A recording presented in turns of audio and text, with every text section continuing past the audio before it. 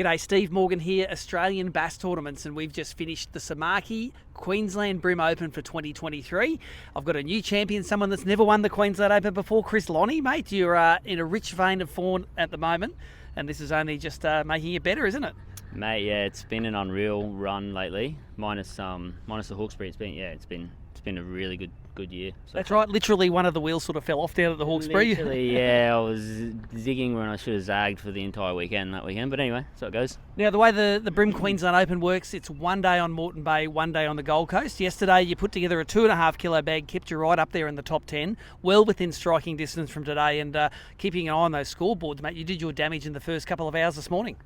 Yeah, I went down towards Jacob's Well and just fished boat holes, and the plan was just to get a bag and then sort of move out to the pin and try and get some bigger fish. But when I got there, I soon realised that the holes were where I had to be, and it was a mental few hours. Yeah. This morning it was a low tide early. You had the last of the run out tide. Is that normally your favourite time for cranking a boat hole? Yeah, definitely. Yeah, when that water sort of comes off those flats and those fish don't really have that many other places to hide. I definitely always sort of opt for the boats or the pontoons in that scenario. Yeah. Tell us how you approach a moored boat. You're fishing the moored boats up at Jacob's Well. It's towards the northern part of the arena, and it's probably a place that hasn't featured in many Queensland Open bags and wins before. Tell us how you approach a moored boat and how do you fish it? So basically, for example, the current's pushing this way, the boat's here. I'll cast upstream and then just bring the crankbait back sort of under the shaded side, basically the same way you fish a boat hole. Yeah. Yep. Do you like a straight retrieve or little twitches? Mainly just a straight retrieve. Yeah, mainly I tune them a little bit, and then just a real slow roll. Tell us, you said at the presentation you had a magic boat which just kept on giving you fish after fish after fish. What was do you know the name of it? Have you taken a photo of it? You're going to have it next to your trophy on the wall? I do have a photo of it, but it's going to remain. Yeah, that one's going to remain in the archives for a while. Yep. But it was ridiculous.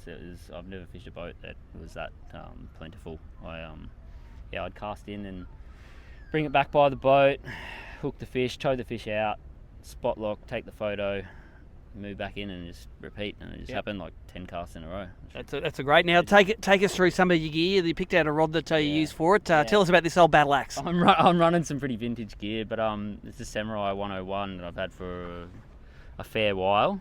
Yep. I think maybe it'd be a while. It'd be 5 years plus. And then also a vintage Luvius. Was also running some of the in-feet rods as well. Yep. With various different diver reels, some of the new in-feet reels, and then some soles and stuff like that. Yeah. Are you a braid and leader guy? Obviously not a straight through guy. Oh, I go through phases. At the moment, it's mainly braid and lead. I do have one straight through setup rigged, but at the moment it's mainly braid. Take us through some of the killer baits that helped you to your $5,000 check. So atomic brim shads, which I've been using for a fair while. They work awesome. They get nice and they tune up nicely, and they swim well. And you like tuning them so they swim underneath the hull just to get in the shade more. Yeah, that's exactly right. Yep. And then zip bait Camsons, the tiny ones. That one's a bit beat up, mate. That one's busted as. And then when I wanted to upgrade, I tried actually throwing the bigger size Camsons. And it worked a treat? It worked well, yeah. Can't complain with the result.